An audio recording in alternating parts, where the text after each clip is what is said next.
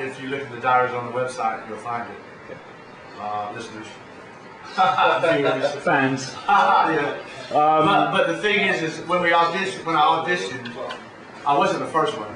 They auditioned a few others, and then when I auditioned, what we did was it was Keith Moon, Pete, Roger, and John, and then they had a Hammond set up, and then I went in, and everybody said hello, and then Pete and then just started playing, and I just jumped in and started jamming with them, and I don't think we played a song, we just jammed. Like we do on stage at the end of songs. Sure. You know what I mean? Well, what we've seen over the last couple of weeks. Yeah, if you see any of the jam sections on the end of some of our songs that we played, basically we did a jam like that, and there was no direct specific song we played, but we just jammed. And I think they wanted to see, with each keyboard player they auditioned, what they could do in a jamming situation, and I think that's where I passed. You know what I mean? Who else auditioned, Barry?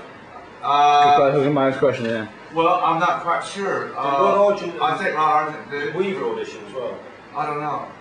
The only one I know of that auditioned that I was told is Rod Argent, but I don't know the other ones because after I'd auditioned, they obviously stopped because I got the gig. You know what I mean? But I was after we jammed. Pete gave an indication that I was the one to get it. And what confirmed it was Keith Moon insisted that he gave me a ride home.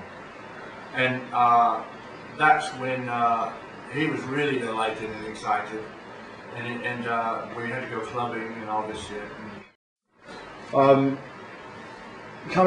When you went back, was there any more rehearsals before the first Rainbow show in '79? Keith wasn't on that, was he? That was Kenny Jones. No, that was Kenny Jones, yeah.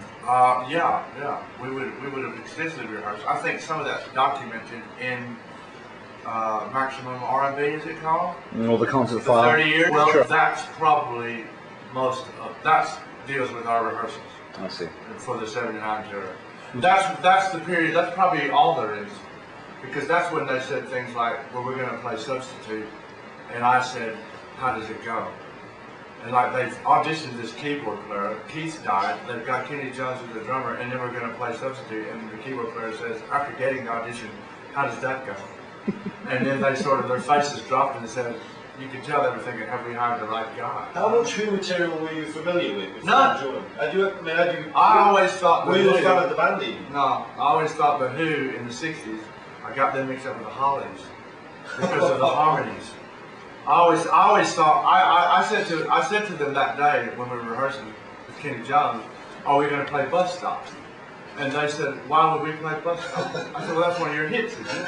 I said, no, that's the Hollies. And then that's where I said out loud, oh, I got you guys mixed up with the Hollies. You know.